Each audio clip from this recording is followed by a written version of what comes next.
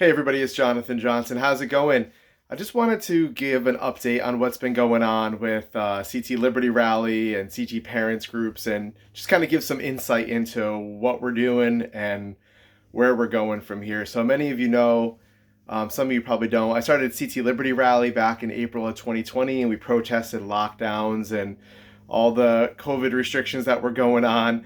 And eventually that led into starting Unmask Our Kids CT, which was a really successful campaign where we gathered even thousands of more people from around the state that were standing up for their parental authority to be able to make decisions on masking their children or not for themselves and pushing back against government overreach again. And that group evolved into Connecticut Parents. And there's been other efforts along the way as far as vaccine religious exemption and standing up against vaccine mandates at colleges and for workers and all sorts of things we've done along the way. So all that energy has led us to where we are today, which is, this grassroots organization that has, over 20,000 email subscribers. And personally, I've been kind of running things from behind the scenes for a while and also focusing on my actual, full-time business and things like that. But I'm still running all the social media platforms and we're still planning on doing things. And I just wanted to give you some insight into like what CT Liberty Rally and what Connecticut Parents is really about, and what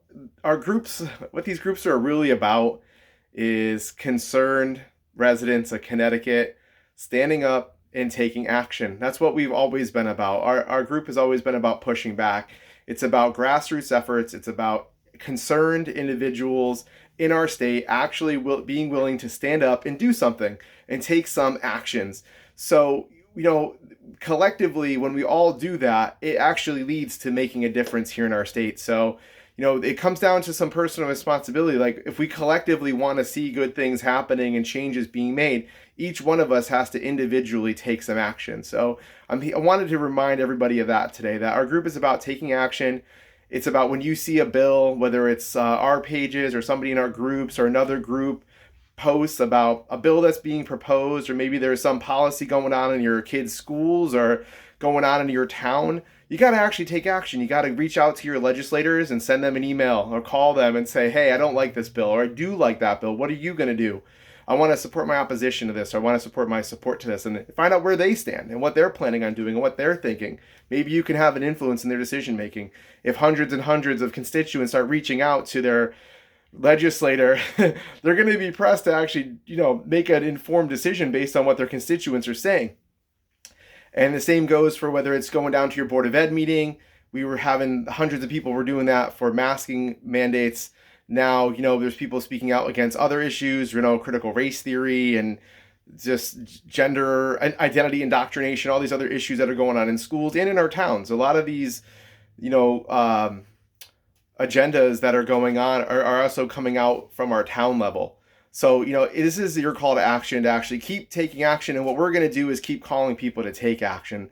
The hope of Connecticut is each one of us actually takes some initiative to take action in our communities and make a difference where we can. So if we all do that collectively, we can see things change. And as far as what we can, I want to talk about hope for a minute too. Like, here's the thing that I think all of us should keep in mind is that half of the people, 50% of the people in our state of voting age are either not registered to vote or they're not voting in the elections at all. So when it seems like all hope is lost and the Democrats are just steamrolling in and they're winning every election over and over again, in reality, 50% of people are still sitting on the sidelines. They're not even registered to vote yet. So there's still plenty of people out there that we can reach if we could just get them off the sidelines to care about something, care about a particular issue, or see what's going on in our state. Maybe if they could just go out and take action and maybe, vote differently or actually vote at all. Go get registered to vote. It could swing the entire state in a different direction. So that's the hope that we have. The hope that we have is that people are going to individually continue to take action. So I'm urging you to do that. And also collectively, how can we reach thousands and thousands of more people, the thousands and thousands of more people that are out there that aren't taking action, aren't really even concerned, or maybe they're apathetic, they gave up on even thinking some things can change in this state, or maybe no one's ever really hit them with a message that actually resonates with them. If we can be that group, that call to action and that awareness out there, I think we can still see a lot of big changes happening in our state. So I look at what we did with Unmask Our Kids CT. We started out with a Facebook group, and it turned into us, giving out lawn signs, and then us giving out bumper stickers, right? And then we started raising money, and then we made billboards, and we ran a billboard campaign around the state, and we actually also produced a television commercial, and with a very limited budget was able to at least run it on social media, but we actually also ran it on Fox 61 with the remaining funds that we had when we were raising money for Unmask Our Kids. So, we did this mass marketing campaign, and literally hundreds of thousands of people saw this campaign against mandatory masking of children in our state. And it's this archetype of what CT Liberty Rally and what Connecticut parents can do going forward. I know that we need to reach tens of thousands of people with opposition to certain actions of certain bills or in support of some of our ideals. And if we do that, if we can reach enough people, we can actually change the way people vote. We can encourage them to think a little bit differently, vote differently, take action, and build this coalition that we got going on. We have over 23,000 email subscribers. I did a mini campaign against the bill that was to get 12-year-olds to be able to choose vaccinations without their parents' consent bill. We were able to get 2,000 signatures and add a couple thousand new email subscribers to our email list pretty easily just through one petition. Now imagine if we actually had a budget and we could actually maybe make a commercial for a specific issue, or run some billboards or do some mass marketing. So I kind of want to see what I really have in mind for Connecticut Liberty Rally going forward, and also these offshoots like what Connecticut Parents is still doing, and what other issue coalitions that'll come up in the future is to think a little bit bigger. Think about how we were able to reach so many thousands of people with not a lot of money, and be able, well, it did take $30,000-$40,000 to run that campaign, and we poured all that money right into those efforts. But with a group like that that's motivated, willing to go out and take action, willing to collectively come together and support mass marketing efforts and larger scale campaigns, and being willing to leverage not just social media, but also radio and television and billboards and lawn signs and bumper stickers and guerrilla marketing and banner drops and all sorts of things, we can see things change in the state. I really believe it, and I don't think it's going to be an effort that's going to happen just in 1 year, the next 6 months, the next 12 months. It's going to have to take over 2, 3, 4 years of taking action.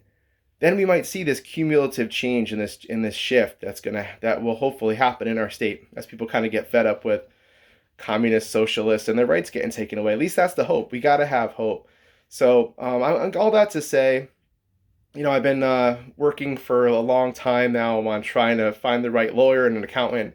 And I had a meeting with an accountant yesterday, and I talked to a lawyer 2 weeks ago, and I have some game plan on how to move forward as an organization. And as some of you know, we started out as what we consider an ad hoc organization affiliated with the Libertarian Party, and then a year ago I removed that affiliation and just became an independent organization, because we ended up supporting a lot of Republicans running for office, and it's not about any one particular party. It's about freedom-minded candidates and supporting them, and liberty-minded issues and supporting those going forward. So, there's a pathway for us to continue to go on. As long as I'm living in this state, I can't live and sit by idly while I watch our rights get taken away and our parental rights get squashed, and more and more encroachment into our freedoms and into our pocketbooks and into our households and our churches and whatever else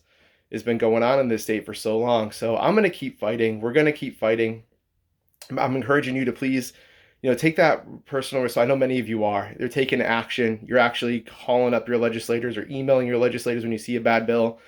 You can go to a Board of Ed meeting, go to a town council meeting. You can invite people to like-minded groups like CT Parents or the CT Liberty Rally group. Please invite friends into our groups and help spread the word about what we're doing and where we're going forward. Because I'm not going to quit.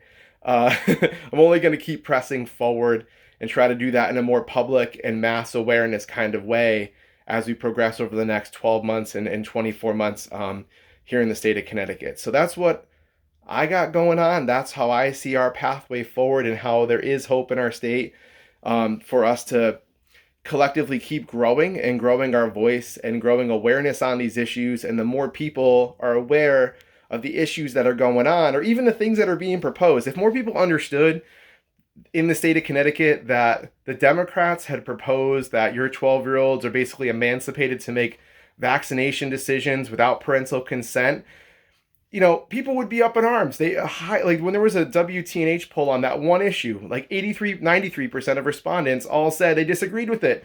So it's like, yeah, we should be blasting that out because it makes the Democrats look bad. And when they look bad and they don't agree with the ideals of the average family here in the state of Connecticut, and it increasingly so, and they keep seeing these messages over and over again. Did you know the Democrats proposed this? Did you know they're doing that? Over time, that starts eroding people's, their apathy and start either think everything's fine or nothing can change. When they see people actually pushing back, maybe something can change.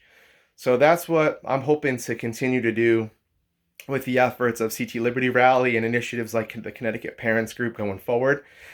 To be able to do so, we're going to be having another fun Liberty Night, CT Liberty Night coming up soon. So I'm going to make another announcement about that coming up soon this week, hopefully, as I put the final details together. Should just be another, if you go into the banquet last year, it was really awesome. This year, it's going to be more of a cocktail party, and it'll just help us raise, not only just, we want to connect people, we want to gather people, we want to get like-minded people on the same page and out for just fun times, but also to help raise some money to continue to fund what I'm doing, because there are expenses with just, website, email lists, campaigns that are running and things like that. So I guess just wanted to give you kind of a status update about what I've been up to with CT Liberty Rally, the Unmask Our Kids group, which is now Connecticut Parents, kind of give you some vision of what I see, how we can move forward, how we can keep going and just rattling the cages and helping reach more and more, thousands more people. 3% of Connecticut, the average adults in Connecticut, it'd be about 100,000 people. So we're already about 23,000 email subscribers in our group. We're a quarter of the way there, right? We could have 100,000 people strong force in the state, and imagine the rallies, the protests, the emails and calls, and the pushback that we could give when we keep growing this group. So that's my plan. Thanks for being a part of it. I invite you to please subscribe to email updates if you already haven't done so. Go to ctliberty.org. Sign up for email updates while you're there. Please keep inviting people to the Facebook groups and follow us on social media, things like that, so we can keep increasing our reach and keep reaching more people to hopefully see the tide turn here, at least in the next year or two, for freedom in our state. And God bless you guys. God bless our state. Thanks.